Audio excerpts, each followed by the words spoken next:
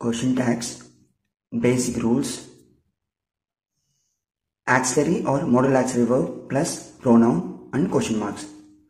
Now first sentence you see, she is coming. இதுக்கு என்ன question tag அப்படின்னா isn't she. இப்போ பாசிட்டிவ் ஸ்டேட்மெண்ட்டை நெகட்டிவ் டேக்காக மாற்றணும். எப்படின்னா question tag ஆக்சுவலி என்ன அப்படின்னா ஷார்ட் கொஷின் நம்ம கிரியேட் பண்ணுறோம், ஆமாவா இல்லையா அப்படின்னு. ஸோ ஈஸ் அப்படிங்க வந்துடும். ஃபஸ்ட்டு ஆக்சுவலி வேர்ப் இங்கே ஆட் பண்ணிக்கணும். இந்த ஸ்ட்ரக்சர் ஃபார்முலா படி நம்ம இங்கே மாற்றிக்கிறோம். ப்ளஸ் நாட் ஆட் பண்ணுறோம், ஏன்னா இது பாசிட்டிவ் ஸ்டேட்மெண்ட்டாக இருக்குது. நாட் ஆட் பண்ணுறோம். ஷி இந்த லாஸ்ட்டில் வந்துடும் கொஸ்டின் மார்க். ஸோ ஆன்சர் வந்து isn't she. நம்ம ஷார்ட் பண்ணி எழுதணும்னா isn't she கொஸ்டின் மார்க், இதுதான் ஆன்சர். நவ் நெகட்டிவ் ஸ்டேட்மெண்ட்டை into positive tag. He is not here. Answer is he question mark. இங்கே is auxiliary verb ஃபர்ஸ்ட்ல வந்துடும், he வந்து செகண்ட்ல வந்துடும் question mark. Now some negative statement எப்படி நம்ம கண்டுபிடிக்கலாம் அப்படின்னா இந்த வேர்ட்ஸ் வச்சு கண்டுபிடிச்சிடலாம்.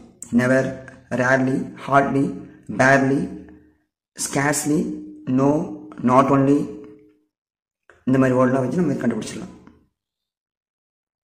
இப்போ third, use the same auxiliary or modal verb from the statement in the tag. Example, they have arrived. Answer, haven't they question mark.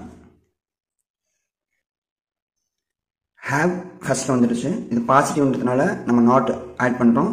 So they வந்து pronoun இந்த பக்கம் வந்துருச்சு question mark. Now fourth, if there is no auxiliary verb, use do, does or did.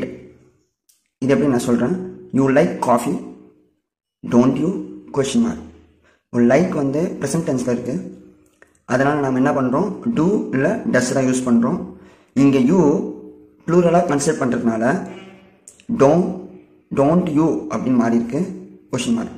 ஏன் இங்கே நம்ம டஸ் plus not போடக்கூடாது அப்படின்னா இங்கே he, she, it, name of the person இப்படிலாம் வந்தால் நம்ம டஸ் போடலாம்.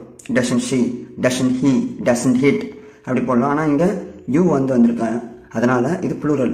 So don't you is a correct answer. Suppose இங்கே யூ லைக்டு காஃபி அப்படின்னு வந்தால் டிடன்ட் யூ அப்படின்னு ஒரு பாஸில்